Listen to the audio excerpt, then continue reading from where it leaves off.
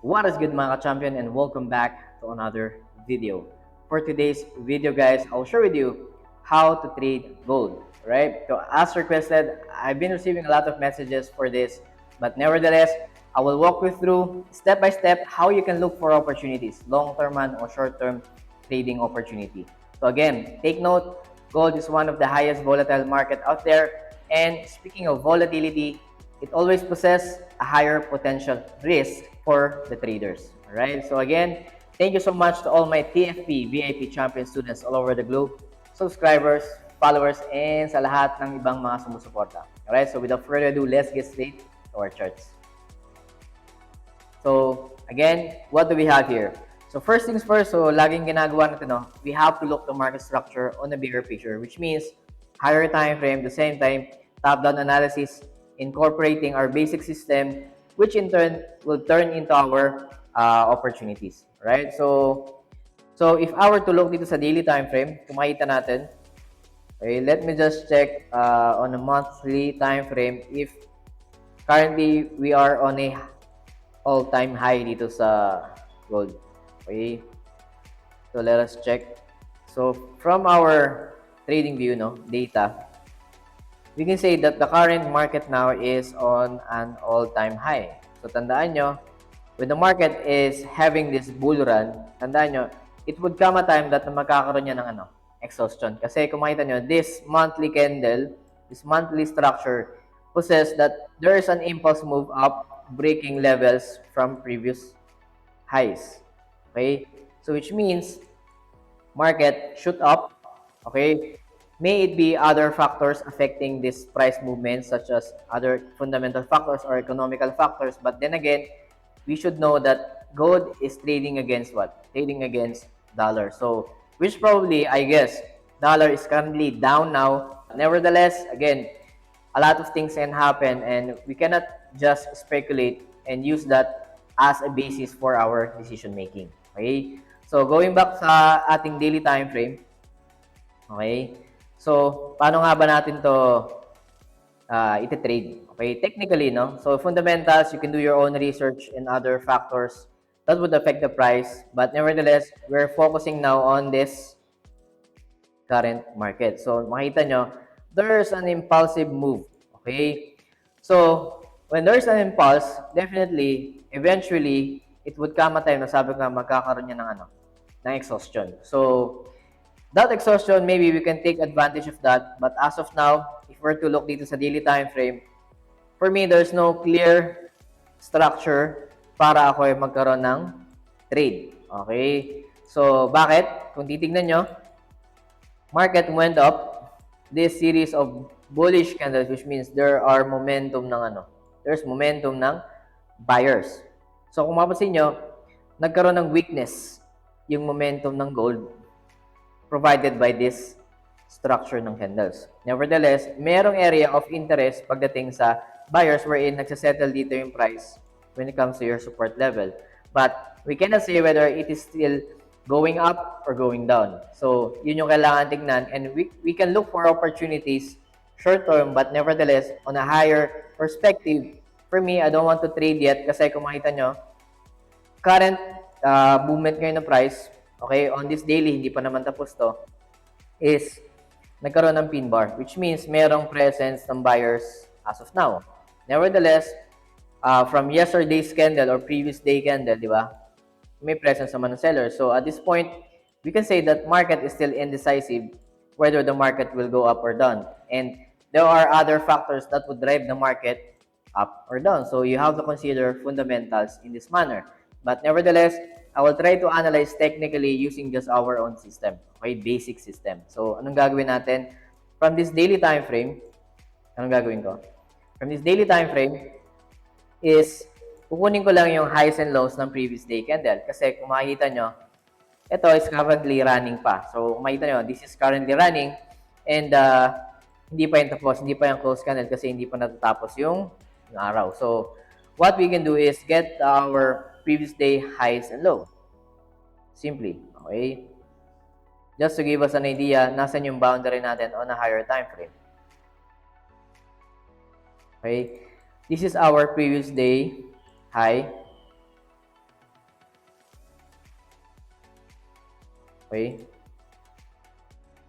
And ito yung ating previous day low. Okay?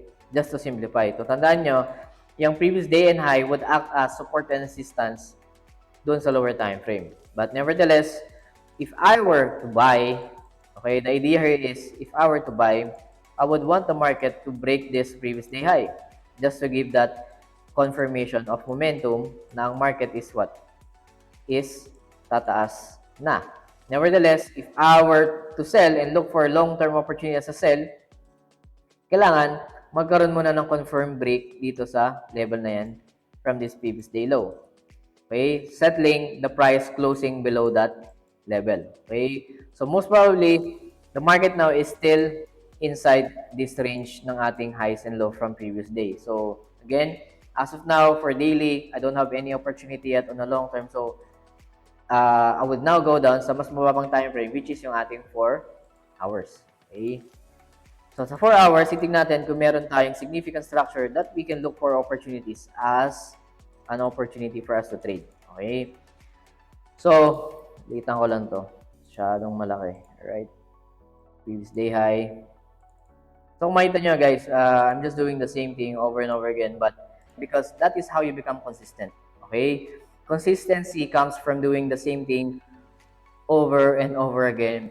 Okay? As long as you get a benefit from it. Ibig sabihin on a positive perspective naman. Diba? So, again, that's where consistency comes throughout challenging yourself, throughout practice, at the same time, getting familiarized with your system and knowing the weakness and strong points ng system mo. So, at this point, okay, I'll just incorporate some trend lines just to have an overlook ano yung current structure natin. Okay? So, kung makita natin on this current, okay, yeah, I'll just link this one. Okay, so meron tayong trend lines. Kung makita nyo, meron tayong triangle. And market is in between our trend line support and our horizontal support. Okay, so which means, if I would extend itong trend line support na yan at itong trend line resistance and itong ating previous day high and previous day low. Okay? This will give me the idea where I want to buy or sell. Okay? Why? On this 4-hour perspective, no, as a day trade, okay, I only want to buy if I am on a high probability trade setup, which means for me as a buyer, probably here. Okay? And on this current market price, satisfying our rules. At the same time, meron tayong mga bullish pressure candles that would give us support dun sa ating analysis. Okay? Otherwise, for selling naman, okay, around this area. Kasi, again, as a seller, di ba? Ano bang gusto natin as a seller?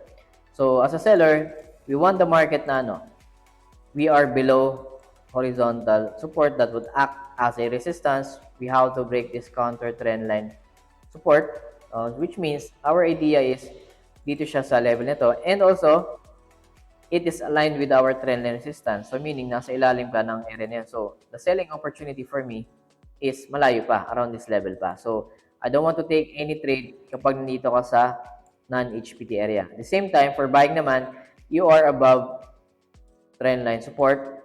You have broke through this counter trend line resistance, so which means this can be a confluence for you to buy. Same goes pagka long-term perspective mo is around dito. Okay? Why is that? Okay, pag in-extend ko pa itong trend line, di ba?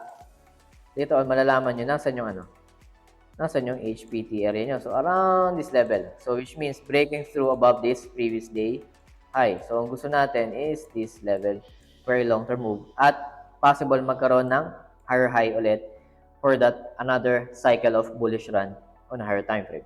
But as of this point, wala pa akong confirmation and I might need to look for lower time frame pa para mas makuha ko ng opportunities, alright, as a scalp. Okay, tandaan nyo, gold is one of the highest volatile market and of course, possesses higher risk as well. Okay, so ngayon, kung makikita natin, I am on a high probability trade setup for a buy, but nevertheless, I want to confirm. So, dyan magmamatter yung ano. Dyan magmamatter if our to break yung previous candle bearish highs and lows. So, okay, ito yon which walang wick. And itong level na to, which is aligned sa bullish candle natin currently. So, kaya makita nyo, di ba, from the higher time frame, pin bar siya. Kasi bakit? After magkaroon ng strong bearish momentum, biglang bawi yung mga buyers. So, ibig sabihin, naka-recover yung buyers. But as of now, if I were to look for buy opportunity, I want to have a confirmation sa loob nitong dito. And only taking profit around this area. Mas maganda if mag-breakout dito sa trendline resistance and going to my another high probability trade setup para ma-trade ko siya hanggang dito sa previous day high. So again, a lot of opportunities na pwede nating makuha, but nevertheless, we have to confirm. So again, currently, yung market is still running. Okay, kung mapasin nyo. But nevertheless, it already have broke through dito sa previous candle high ng ating 4 hours. But again, hindi pa nga tapos tong hourly candle, 4-hour candle. So, ibig sabihin, anything can happen, pwedeng maging pin bar lang yan, which will invalidate yung ating break nitong previous 4-hour candle. So, what I can do is go down again sa lower time frame, like 1 hour. Okay? So, ano makikita natin sa 1 hour? Okay? So, series of bullish candles, which means momentum is there. Nevertheless, what can we do as a buyer or seller? So, tandaan nyo, we have to satisfy yung rules. Again, yung market is nasa HPT area natin, but have we satisfied some system rules? Okay, again, incorporate ulit natin for precision, trend line. Okay, we are now have broke through this trend line resistance. Okay, ayusin ko lang. And we have closed candle above nitong ano. Diba? Horizontal support na per hour previous high. Okay? Previous candle high. So, ibig sabihin yan, what I want is simply a pin bar or a correction or pullback punta rito sa HPT area ko before I can trade a long position hanggang saan? Hanggang dito sa trend line na yan. Okay? Kasi, tandaan nyo, there is still resistance coming from 4-hour, coming from 4-hour trend line resistance. So, that doesn't guarantee na tatagos yan. No one knows that. And, mas maganda if ma-break nyo to, sabi ko nga, at magpunta siya dito sa ating another opportunity as a trade. So, ano pang pwedeng gawin ng price? Pwede yang mag-consolidate while squeezing into this triangle, palabas ang breakout, okay, and correction dito for me to take a long position again.